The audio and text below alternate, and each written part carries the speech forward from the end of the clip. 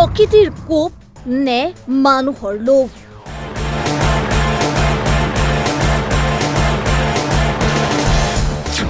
দিশৰ সংহাৰৰ আঁৰত কোন?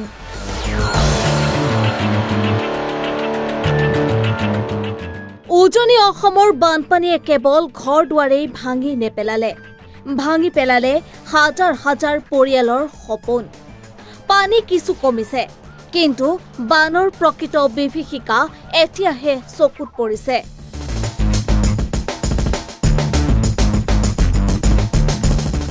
বহু ঘৰ এতিয়াও এবুকু পলসত পোতা, চৌদিশে মৃত পশুৰ দুৰ্গন্ধ, পচি যোৱা গছ-গছনি, অস্বাস্থ্যকৰ পৰিৱেশ। লাখ লাখ মানুহৰ আগত এতিয়া নতুন সংগ্ৰাম, পুনৰ জীৱন আৰম্ভ কৰাৰ।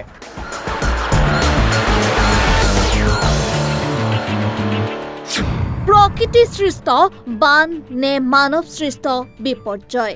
এই ভয়ংকৰ বান কেৱল ডাঙৰ বিস্ফোৰণৰ ফল নে ইয়াৰ আঁৰত আছে আন এক ডাঙৰ কাৰণ? এই প্ৰশ্ন এতিয়া সকলোৱে উত্থাপন কৰিছে।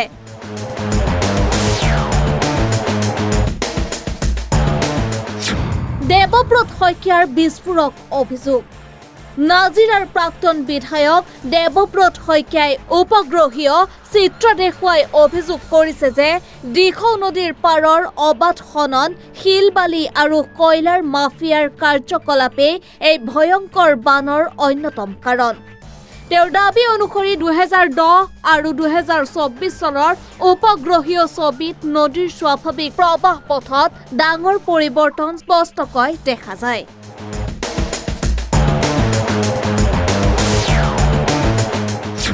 মাফিয়াৰ সৈতে চৰকাৰৰ মিতিৰালিৰ কুফল। দেৱব্ৰত শইকীয়াৰ অভিযোগ যে এই বান কেৱল প্ৰাকৃতিক দুৰ্যোগ নহয়, বৰঞ্চ মাফিয়াৰ সৈতে চৰকাৰৰ মিতিৰালিৰ কুফল। তেওঁ দাবী কৰে যে প্ৰকৃতিৰ ওপৰত অবাধ অত্যাচাৰ চলোৱাৰ ফলতেই আজিৰ এই ভয়ংকৰ পৰিস্থিতিৰ সৃষ্টি হৈছে।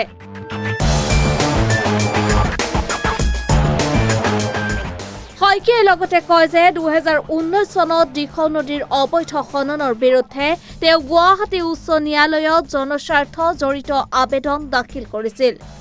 আনহাতে তেওঁ বক্তব্য অনুসৰি উচ্চ ন্যায়ালয়ে অবৈধ খনন ৰোধৰ বাবে বিশেষ টাস্ক ফৰ্চ গঠনৰ আশা প্ৰকাশ কৰিছিল যদিও সেই নিৰ্দেশ কাৰ্যকৰী হোৱা নাছিল বুলিও তেওঁ অভিযোগ উত্থাপন কৰে।